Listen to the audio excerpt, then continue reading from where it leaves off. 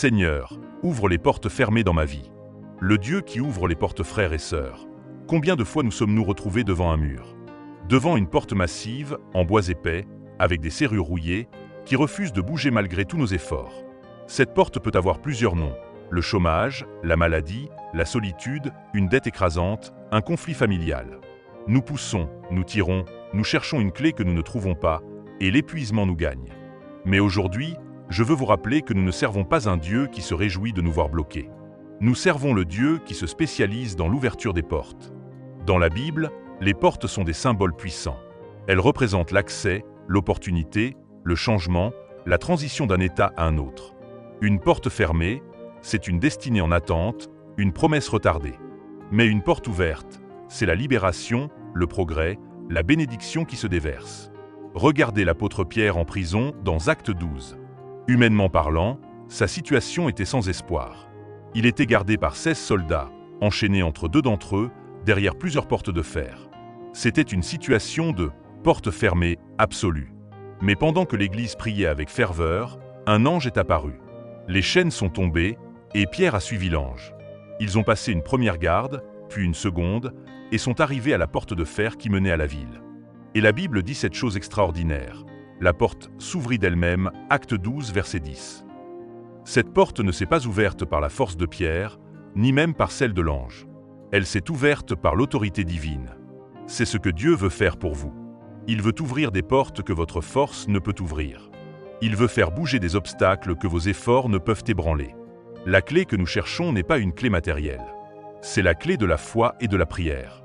Notre rôle est de frapper, non pas à la porte physique, mais à la porte du ciel par la prière.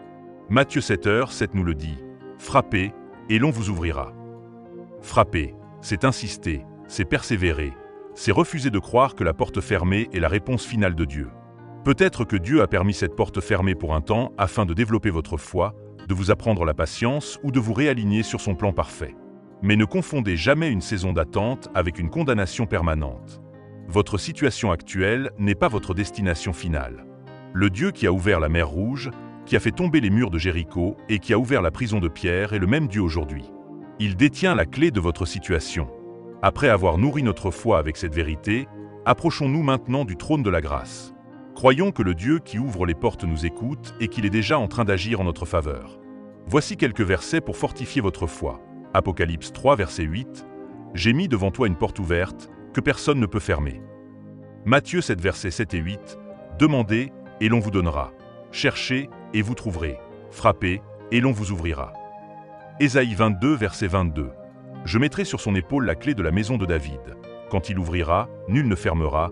Quand il fermera, nul n'ouvrira. » Psaume 24, verset 7. « Portes, élevez vos linteaux. Élevez-vous, portes éternelles. Que le roi de gloire fasse son entrée. » Je vous invite à faire une pause, à respirer profondément et à vous joindre à moi. Déposons nos frustrations et nos doutes et élevons une prière unie, une prière qui frappe à la porte du ciel avec une foi renouvelée. Seigneur, ouvre les portes fermées dans ma vie. Père éternel, je viens devant toi au nom puissant de ton Fils, Jésus-Christ. Je te reconnais comme le Maître de l'univers, le Dieu qui ouvre les portes que nul ne peut fermer. Tu vois chaque porte close dans ma vie, chaque chemin qui semble être une impasse. Seigneur, je me suis fatigué à pousser ces portes avec ma propre force. Aujourd'hui, je lâche prise et je te fais confiance.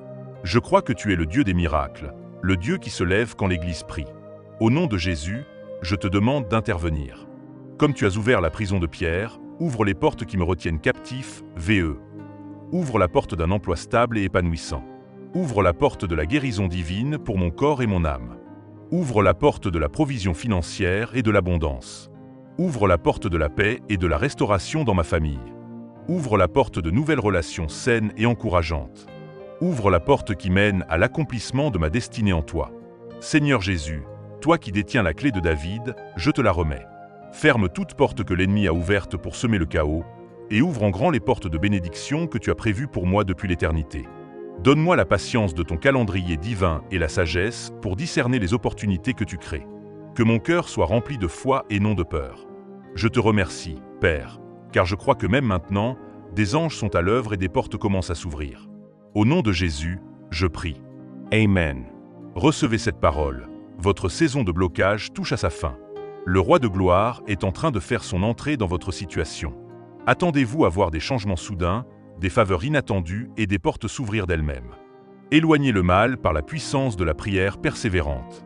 Que le Dieu de l'espérance vous remplisse de toute joie et de toute paix dans la foi, pour que vous abondiez en espérance par la puissance du Saint-Esprit. Qu'il vous bénisse et vous ferait un chemin glorieux. Amen. Maintenant, partagez cette lumière autour de vous. Si ce message a fortifié votre foi, n'hésitez pas à aimer, à commenter pour partager ce que Dieu fait dans votre vie et à partager cette prière. Votre témoignage peut être la lumière qui guide quelqu'un d'autre hors de l'obscurité.